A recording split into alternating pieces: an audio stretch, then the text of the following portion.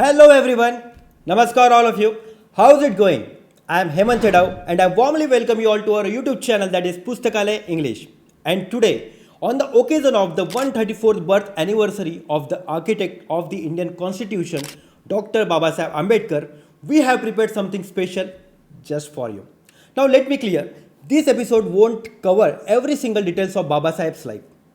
Now you might be thinking, why? Because his life and work were so vast that it's just not possible to fit it all into one short video. So instead, we are going to focus on one of the most iconic movements he led, the Chavdar Tale Satyagraha. So in this episode, we will dive into why Dr. Babasaheb Ambedkar led this Satyagraha, what was it for and what impact it had. Make sure to watch till the end because I will be asking you a question based on this episode. The answer is hidden somewhere in this video. So listen closely and don't forget to drop your answer in the comments below. Alright then, let's not waste any more time and get straight into today's episode. So back in British times, Hindu society had a big problem with untouchability.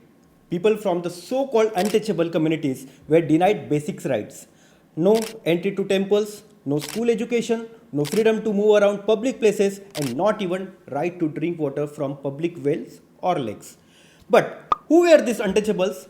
In Dr. Babasaheb Ambedkar's time, there were mostly from Dalit communities, people considered the lowest in the Hindu social system and excluded from mainstream society. For example, Mahar, Dr. Ambedkar himself was from this community. Mahars worked as a village watchman, shepherds or handled dead animals. Chambar worked with the leather, making shoes and sandals which led to them being labeled as impure. Mang, known for playing traditional music instruments, making ropes and performing street acts. Dhor, Bhangi, these communities were forced to clean streets, drain and dispose of dead animals. And the scavenger communities, forced to clean human waste and toilets. So these communities were not allowed to enter temples, schools, use public wells, sit on village platforms or even receive water from upper caste people. So to fight against this injustice, Babasaheb led several movements.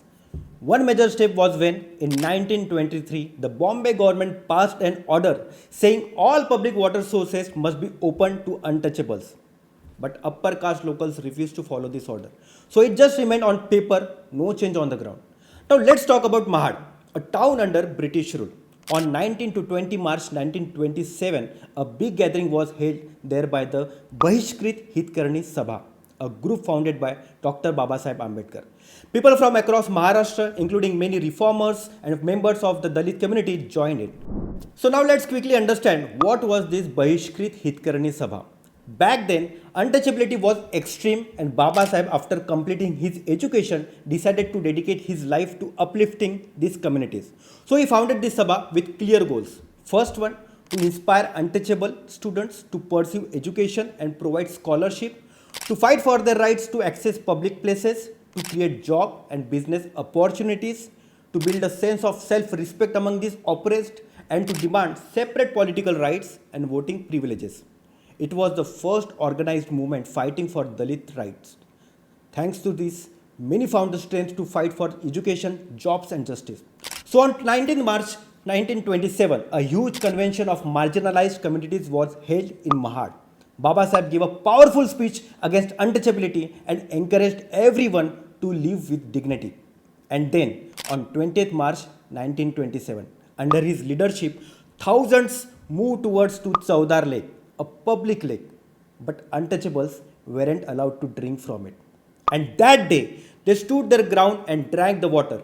For the first time, the list tasted what equality felt like. But it wasn't easy.